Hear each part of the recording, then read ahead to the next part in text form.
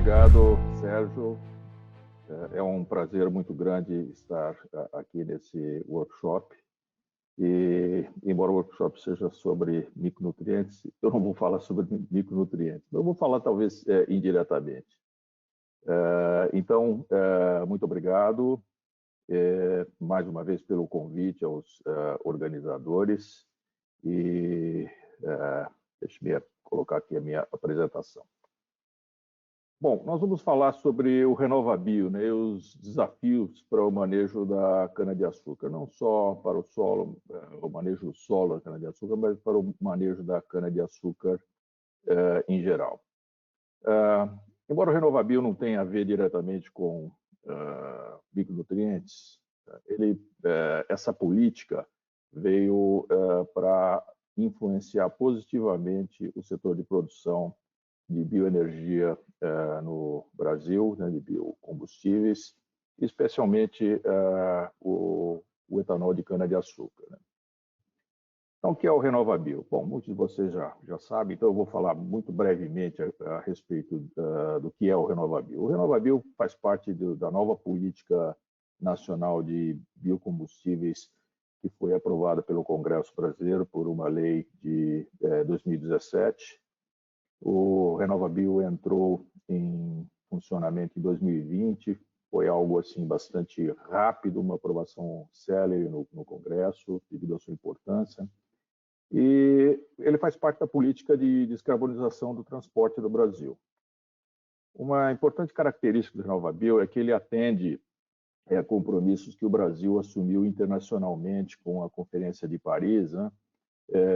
Entre os compromissos nacionalmente determinados para reduzir as emissões de gases de efeito estufa. Então, o compromisso do Brasil na Conferência de Paris é reduzir em 37% as emissões de gases de efeito estufa até 2025 e em 43% até 2030, levando em consideração os níveis de emissões de 2005, né, como referência. E o objetivo principal do RenovaBio é estimular e ampliar a participação de biocombustíveis na matriz de transporte brasileira, especialmente levando em consideração previsibilidade, sustentabilidade econômica e sustentabilidade ambiental e social. Então, é uma política que veio em boa hora e está sendo um sucesso, e eu acredito que continuará sendo um sucesso no futuro breve. O RenovaBio tem 3 eixos. Primeiro, se estabelece as metas de descarbonização, ou seja, quanto de gás de efeito estufa se quer evitar de emitir ou reduzir as emissões. Depois existe uma segunda etapa que implica na certificação das produtoras de biocombustíveis, as usinas de açúcar e álcool, os produtores de biogás, os produtores de biodiesel, né? E depois dessa certificação e verificação, acontece, então, a concessão de créditos de descarbonização, conhecidos como CBIOs. Bom, então, essa primeira parte, o governo estabelece as metas compulsórias de descarbonização por um período de 10 anos. Isso é publicado, sai no Diário Oficial, então isso passa a ser uma meta que o governo tem que o setor produtor de bioenergia tem que atingir. E as metas estabelecidas atualmente são essas daí. Então, em 2020, a meta era evitar as emissões de gás de efeito estufa em aproximadamente 15 milhões de toneladas de CO2 equivalente. Esses números vão aumentando até 2030, chegarmos a 91 milhões de toneladas de CO2 equivalente. Bom, às vezes a gente olhando esses números não sabe qual é a magnitude disso, o que significa. Então, eu estou usando aqui alguns exemplos de o que essa economia, né, ou essa redução de emissão de gás de efeito estufa implica, né, significa. Então, nesse total desses 11 anos, aí, de 2020 até 2030, serão evitadas emissões de 621 milhões de toneladas de CO2 equivalente. Isso representa o carbono que está estocado em 612 mil hectares de uma floresta amazônica. Não só levando em consideração a parte aérea, a floresta, mas também o solo, né? O carbono que está no solo até 30 centímetros de profundidade, né? E levando em consideração uma floresta muito rica, que tem aí mais de 1.000 toneladas de CO2 equivalente por hectare estocado. Então, a economia que se faz em termos de emissões é bastante grande, né? O site do Ministério da Agricultura indica que essa economia, né, de emissões evitadas significa o equivalente a 5 bilhões de árvores, que é mais árvore que tem em muitos países da Europa juntos.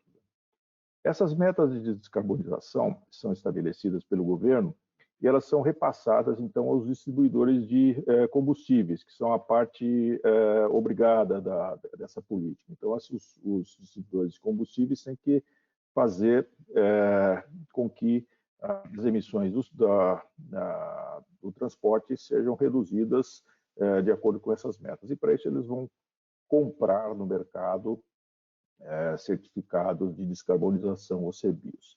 Bom, uma vez estabelecidas essas metas, vem a segunda etapa, que é a certificação da produção dos biocombustíveis. Então, os produtores de biocombustíveis, usinas de açúcar, usinas de biodiesel, biometano, etc., eles voluntariamente se candidatam e, depois de se candidatarem, eles vão passar por um processo de avaliação. Então, eles vão colocar lá todos os dados do que eles produzem, como, com que insumos, que máquinas, horas máquinas, tudo bem completo. E existe uma planilha, chama-se RenovaCalc, em que os dados são colocados e depois esses dados são auditados, né? Não basta colocar os dados lá, não. Empresas de auditoria independentes, que são credenciadas pelo governo, vão checar todas essas informações. Uma vez checadas essas informações, existe então um processo que essas usinas vão receber uma nota da eficiência energético-ambiental do seu biocombustível. Então, isso se aplica a cada unidade produtora de biocombustível individualmente. Então, essa certificação é a parte mais trabalhosa, né? E ela envolve a verificação das emissões de gases de efeito estufa da fase agrícola, da fase industrial e até da distribuição dos biocombustíveis, ou seja, quando o biodiesel ou o etanol sai da usina e vai até o posto de gasolina, todas as emissões nessa cadeia são consideradas. Então, isso é feito através de uma técnica chamada de análise de ciclo de vida, né, do berço ao túmulo. Quer dizer, todas as emissões são computadas. Essas emissões dos gases de efeito estufa incluem, por exemplo, as emissões antes da porteira, ou seja, um insumo que chegou até a usina, fertilizante, um defensivo, uma máquina agrícola, todo o carbono que foi emitido para produzir esse fertilizante, essas máquinas agrícolas, é computado ali. E então são somadas todas as emissões. É uma análise bastante completa e complexa, e isso permite, então, o cálculo da intensidade de carbono do biocombustível, ou seja, quanto de gases de efeito estufa foi emitido para produzir aquele biocombustível. Toda a cadeia, né, do berço ao túmulo. E esses valores são expressos nessa unidade aqui. Gramas de CO2 equivalente por megajoule do biocombustível.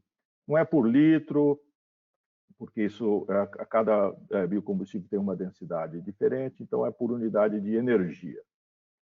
E esse CO2 equivalente, a maior parte de vocês já sabe o que é, mas eu vou reenfatizar aqui. O CO2 equivalente é uma unidade que congrega os principais gases de efeito estufa que são emitidos no processo. Então, eles são o CO2, que é óbvio, o metano e o óxido nitroso. Então, esses gases, eles fazem parte, então, são gases importantes, gases de efeito estufa, mas eles têm pesos diferentes. Por exemplo, o metano, ele tem um peso 25 no cálculo do CO2 equivalente. Por quê? O potencial de aquecimento global do metano, em 2 anos, em 100 anos, desculpe, estimado pelo IPCC, é de cerca de 25 vezes aquele do CO2. Então, o metano que é emitido é multiplicado por 25.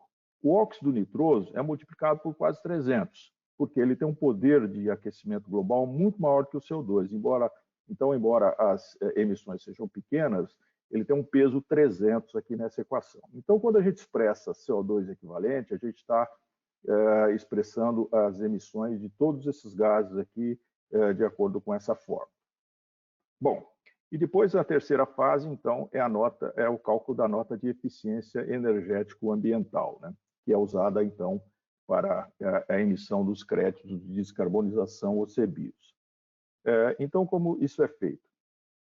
Durante aquela fase de análise prévia, vai se estabelecer a intensidade de carbono, como nós já dissemos, do biocombustível, seja ele etanol, biodiesel, biogás, etc., expressos, então, em grama de CO2 equivalente por megajoules de energia. Isso daí, esse valor, é subtraído do combustível que será substituído, gasolina, diesel, gás natural, etc., que também tem uma intensidade de carbono, ele tem uma pegada de carbono que é expressa nessa mesma unidade. Essa diferença, o que seria emitido pela gasolina, menos o que seria emitido com o uso do biocombustível, né, ou combustível alternativo, essa diferença, então, representa a nota de eficiência energético-ambiental do produtor de biocombustível. E com base nessa nota, né, o produtor de energia vai receber um certificado de descarbonização, ou CBIO. Um CBIO equivale a 1 tonelada de CO2 equivalente de emissão evitada. CO2 equivalente novamente. Isso inclui CO2, inclui metano e óxido nitroso. Uma vez recebido esse CBIO, o produtor de biocombustível vai vendê-lo no mercado.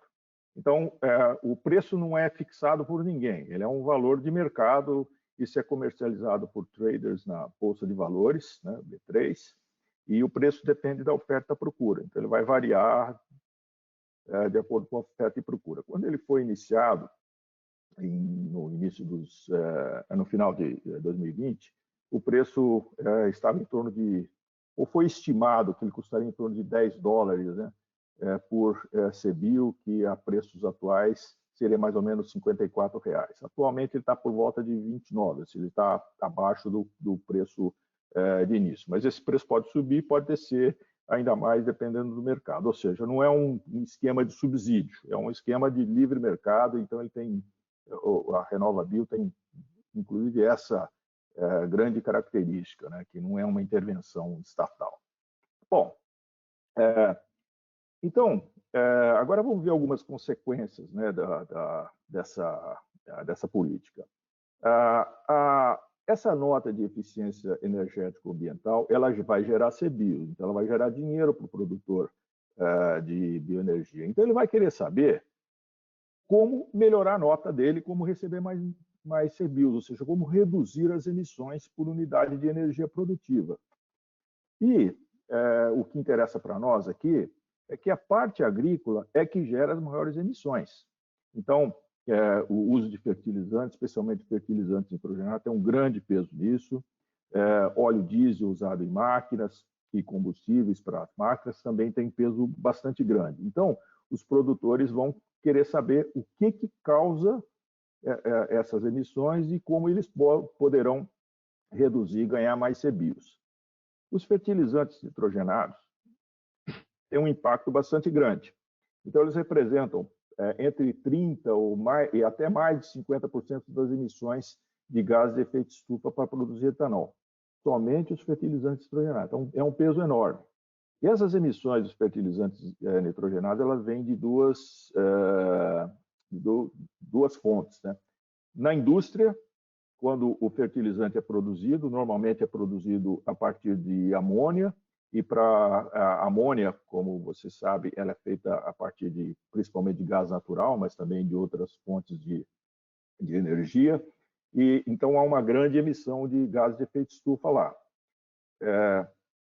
que depois vai ser computado no etanol.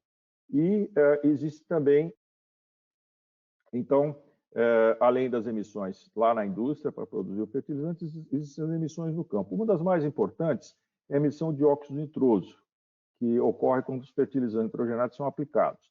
São quantidades muito pequenas que são emitidas, em torno de 1% do nitrogênio, então isso não afeta muito a eficiência de uso de fertilizantes, que é muito pouco, né? E essas emissões são inevitáveis, elas ocorrem por processos naturais, de nitrificação e desertificação, e elas se aplicam, inclusive, à matéria orgânica do solo, resíduos, adubos orgânicos, etc. Embora sejam emissões muito pequenas, como o peso do óxido nitroso é grande naquela conta do CO2 equivalente, ou seja, ele tem um peso de mais ou menos 300 vezes o CO2, essas pequenas emissões acabam tendo um impacto bastante grande, né? Então, aqui está um exemplo da pegada de carbono, né, dos fertilizantes nitrogenados. Eu estou usando aqui os dados da Europa, para diferentes fontes. Vocês vejam aqui, primeiro, aqui quero chamar a atenção para a unidade, aqui, quilograma de CO2 equivalente por quilo de N. O total aqui é em torno de 11, 12. Para várias fontes, a gente vê que aqui em azul, na parte de baixo, são as emissões lá na indústria, ou seja, isso daí já vem lá da indústria e vai chegar lá na conta do biocombustível lá na frente. Então, em torno aqui de pouco menos de 4 quilos. E depois essa faixa em verde aqui, que é a maior, que é o óxido nitroso direto do campo. Eu estava falando, né, que as quantidades são pequenas que são emitidas, mas como o fator de aquecimento global dele é 300 vezes o CO2, ele acaba tendo um peso bastante grande. E depois tem outras indiretas, por exemplo, a amônia, que é volatilizada, ela vai cair em algum outro lugar e a hora que ela cair, ela vai emitir óxido nitroso. Mesma coisa com o nitrato. E tem até CO2 na calagem. Vocês vejam o detalhamento que essas coisas assumem, né? A gente sabe que os fertilizantes nitrogenados, eles acidificam o solo e precisa depois colocar calcário lá para neutralizar essa acidez. E a hora que você coloca calcário, aí é a emissão de CO2, quando o calcário reage com o solo, e isso daí é computado também. Então, esses cálculos eles variam aqui de acordo com o fertilizante. Então, aqui, nessa tabela simplificada, eu coloquei aqui quanto de emissão em quilograma de CO2 equivalente por quilo de N na fabricação, no campo, e outras, aquelas indiretas que eu mencionei. E os valores totais, né, que em torno de 10, 11 quilogramas de CO2 equivalente por quilo de N. Então, agora, isso depende também da origem do produto. Por exemplo, o nitrato de amônio produzido na Europa, ele tem uma pegada na fábrica relativamente pequena, de 3,5. Na Rússia e na China, onde os processos produtivos não são tão limpos, não tem filtros para retirar o óxido nitroso produzido quando se fabrica ácido nítrico, né, para produção de nitrato de amônio, as emissões são bastante altas, né?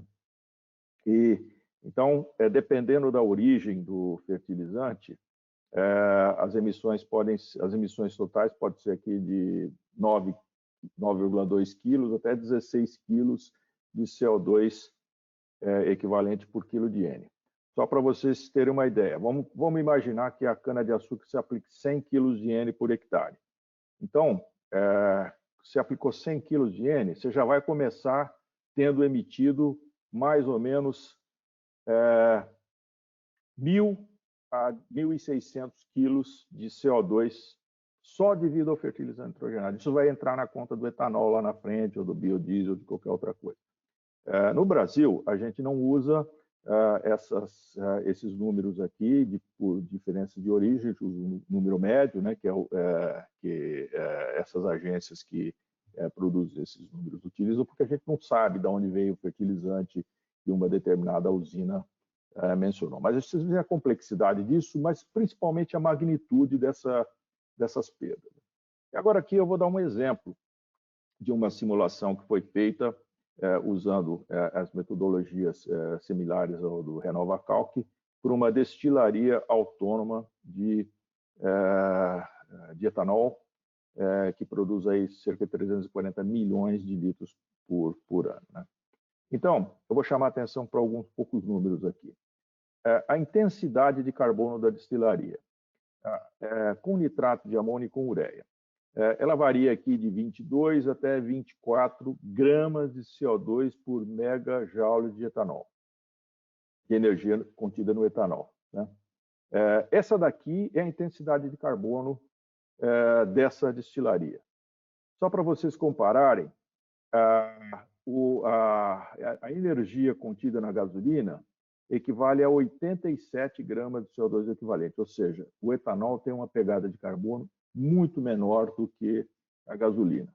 Agora, o que é importante, vamos destrinchar de onde que vieram essas emissões. Então, produção de fertilizante, uso de fertilizantes subprodutos na agricultura, isso daqui é basicamente o óxido nitroso que é emitido. Então, vocês vejam aqui que do total de todas as emissões que foram feitas para produzir o etanol nessa destilaria, 56% a 59% são devidos ao fertilizante nitrogenado, ou seja, isso é uma pegada enorme. As outras contribuições, diesel em máquinas agrícolas, 11% a 12%, colheita, transporte de cana, que é um outro ponto importante de geração de gás de efeito estufa, 11% a 12%. Outras na emissão da parte agrícola, ou seja, aí vem outros fertilizantes, defensivos, etc., processo industrial. Então, vocês vejam que, somando todas as emissões nesse processo aqui, os fertilizantes nitrogenados têm uma pegada bastante grande, tem uma contribuição bastante grande. E aí, ainda usando o exemplo dessa destilaria autônoma, a intensidade, então, média de carbono do etanol foi de 22,6 gramas de CO2 para cada megajoule de etanol produzido. A intensidade da gasolina que esse etanol substitui é 87. Então, a eficiência energética ambiental do etanol produzido nessa destilaria foi de 64 gramas de CO2 por megajoule, né, que é a subtração do valor da intensidade da gasolina pela intensidade do etanol.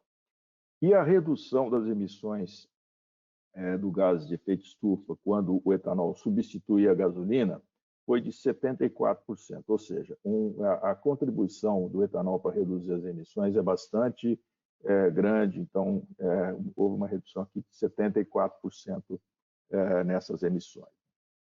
Bom, quais são as implicações do renovável? Eu citei esses exemplos aí para ver que, para deixar vocês perceberem que a bola da vez está na parte agrícola, né? Então, a parte agrícola é responsável pela maior parte das emissões.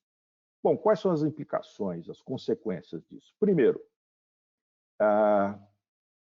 o setor produtivo vai procurar aumentar a eficiência energética ambiental para ganhar mais CBIOS e ganhar mais dinheiro. E o que eles vão fazer? Primeiro, otimizar as operações no campo, para reduzir o uso de óleo diesel, uso de operações desnecessárias, etc. Produzir biogás para substituir o diesel. A gente já vê que muitas empresas estão passando a investir na produção de biogás, porque em vez de usar diesel nos caminhões, nos tratores, pode usar biogás produzido ali, então a pegada de carbono já diminui. Reduzir ou otimizar o uso de fertilizantes nitrogenados. Então, as usinas estão vendo, o peso está no fertilizante nitrogenado. Como é que a gente vai fazer? Vamos evitar perdas, dos fertilizantes para poder produzir mais com as mesmas quantidades, usar aditivos, insumos, etc., e melhorar a produção, a utilização do produto. Então, uma das consequências, eu acho importante, positiva da RenovaBio foi fazer com que os produtores eles passem a olhar cada etapa do processo produtivo com uma lupa, fazendo um pente fino para fazer o que eles podem melhorar. Isso daí traz um benefício muito grande para todo mundo, né? Dentro do sistema, porque vai haver uma otimização de todos os procedimentos agrícolas. E os micronutrientes, eles têm algum papel nisso? Bom, a pegada de carbono dos micronutrientes é relativamente pequena. Ela está lá naqueles 3% daqueles outros insumos. Então, usar mais ou menos micronutrientes não vai fazer muita diferença nas emissões. Agora, a gente vai lembrar que a intensidade de carbono, ela tem essa fórmula aqui. Quantidade de gases de efeito estufa emitido por quantidade de energia. Então, há duas maneiras de você melhorar esses índices, ou seja, diminuir a intensidade. Ou você reduz o numerador, ou seja, diminui as emissões de gases de efeito estufa, melhorando operações de campo, reduzindo o uso de insumos, de óleo diesel, etc. Ou você aumenta o denominador, ou seja, você aumenta a produção de energia. Se você aumentar a produção de cana, usando os mesmos insumos ou otimizando o uso de insumos, você também vai melhorar a intensidade, diminuir a intensidade de carbono e melhorar os seus indicadores, e ganhar mais CBIOS, né? E aumentar a produtividade do canabial, então, passou a ser tão importante quanto reduzir emissões. Então, novamente, a bola está no nosso campo, né? Então, o manejo agrícola aqui tem um papel bastante importante, né? E o uso de micronutrientes faz parte desse manejo, que nós vamos discutir agora nas próximas apresentações. Então, embora o RenovaBio não seja muito específico com relação aos micronutrientes, as emissões, obviamente, estão lá na RenovaCalc, mas elas não têm muito peso. Mas o uso correto de micronutrientes, que é a nova fronteira, né, da produtividade agrícola na cana-de-açúcar, pode fazer com que a gente aumente o denominador, ou seja, a quantidade de bioenergia, de cana e de bioenergia produzida numa unidade, e com isso a gente reduz a intensidade de carbono e aumenta a geração de CBIOS. Se alguém tiver interesse nos detalhes de alguns desses números que eu citei, esse trabalho foi publicado agora no começo do ano, ele tem bastante informações a respeito disso, né? E com isso eu encerro a minha apresentação. Então, muito obrigado, e eu devolvo então a palavra aí para o Sérgio.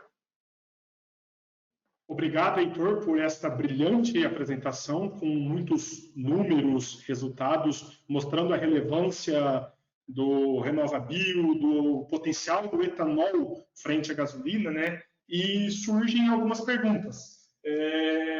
Aqui eu tenho uma primeira pergunta do Agnaldo de Tarso Rigolin. Ele pergunta para o doutor Heitor qual o potencial de redução das emissões de N2O frente à incorporação dos fertilizantes nitrogenados. Se o doutor Heitor puder falar um pouco disso. Obrigado pela pergunta, Agnaldo. Nós já faz algum tempo que eu não vejo o Agnaldo. Trabalhamos juntos lá na Cambuí há vários anos. Como os fertilizantes nitrogenados têm uma pegada muito grande, né, uma contribuição muito grande, qualquer medida que aumente a eficiência de uso vai ser benéfica.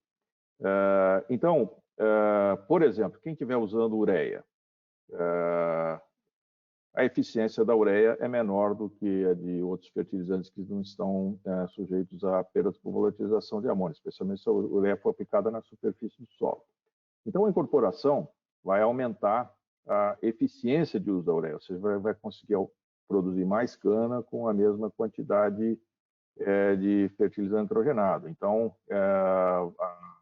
essa operação vai certamente trazer benefício. Agora, isso tem que aparecer na RenovaCalc. Então, a usina vai usar suas melhores práticas, ela vai reportar lá quanto de fertilizante nitrogenado ela usou, o tipo de fertilizante também, que eles têm emissões relativamente um pouquinho diferentes, e ela vai reportar também quanto de cana ela produziu. Então, isso é que vai entrar na RenovaCalc. Não é só por incorporar que vai automaticamente acontecer uma reavaliação, né? Isso vai depender dos resultados práticos. Mas a gente sabe que usar bem os fertilizantes,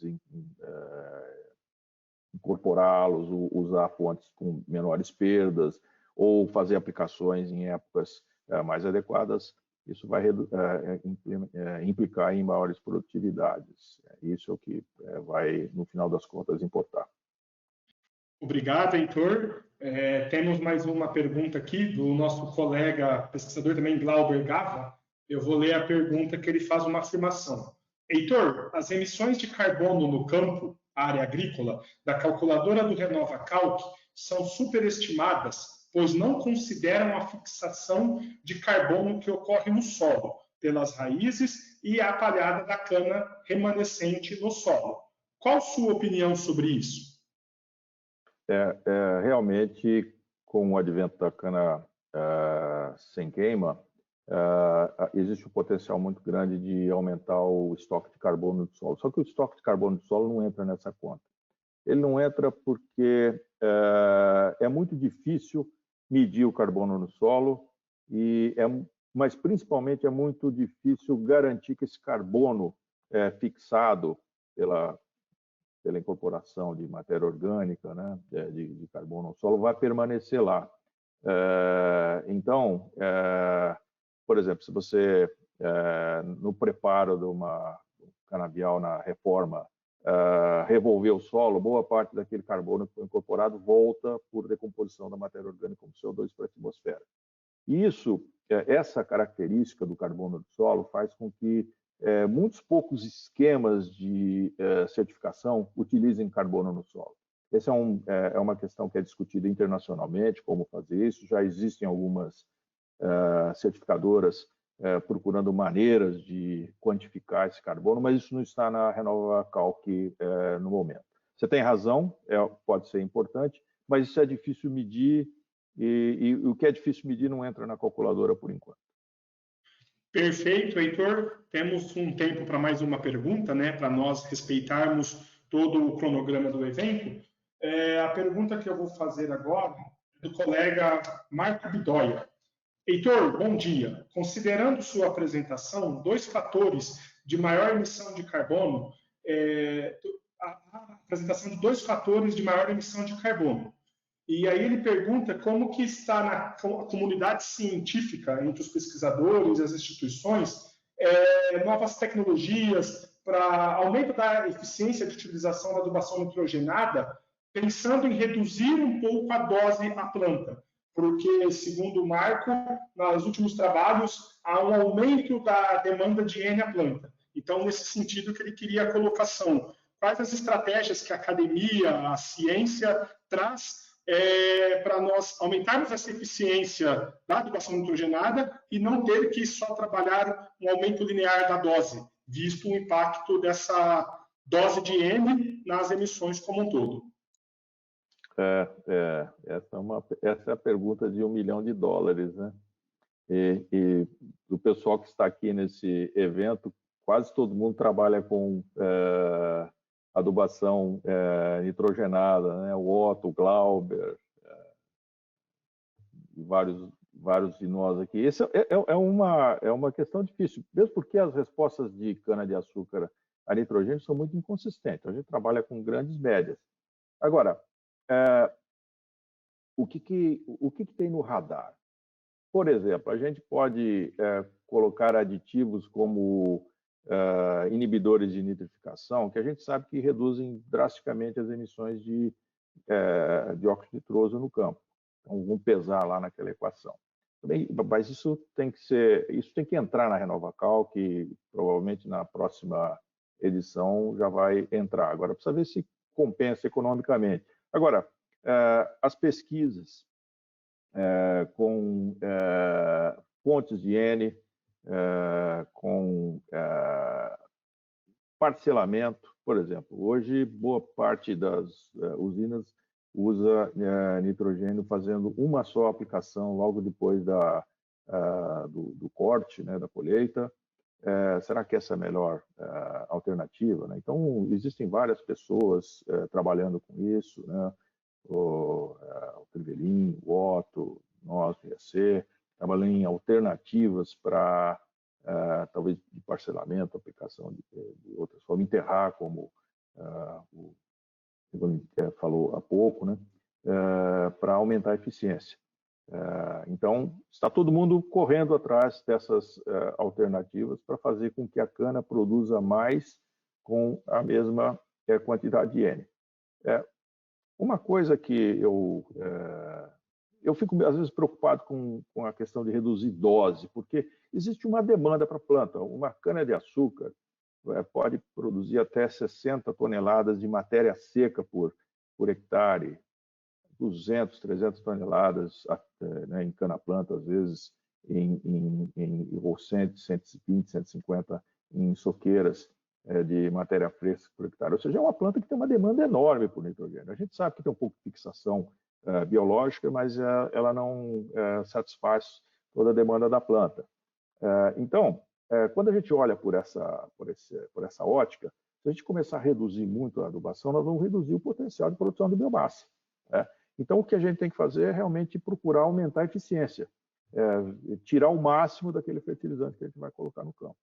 E eu acho que tem bastante gente trabalhando nisso e a gente espera que no futuro próximo, né? Você mesmo, né, Sérgio, trabalha bastante com isso, no futuro próximo a gente possa ter soluções práticas e talvez números aí para ajudar o setor. Obrigado, Heitor. Nós temos mais uma outra pergunta, mas eu vou me atentar ao tempo, né? E depois acredito que o Estevão, a coordenação, possa estar encaminhando as perguntas e enviando a resposta aos telespectadores. Então, novamente, em nome da organização e da coordenação, eu agradeço o seu tempo e essa brilhante palestra ministrada aqui no workshop.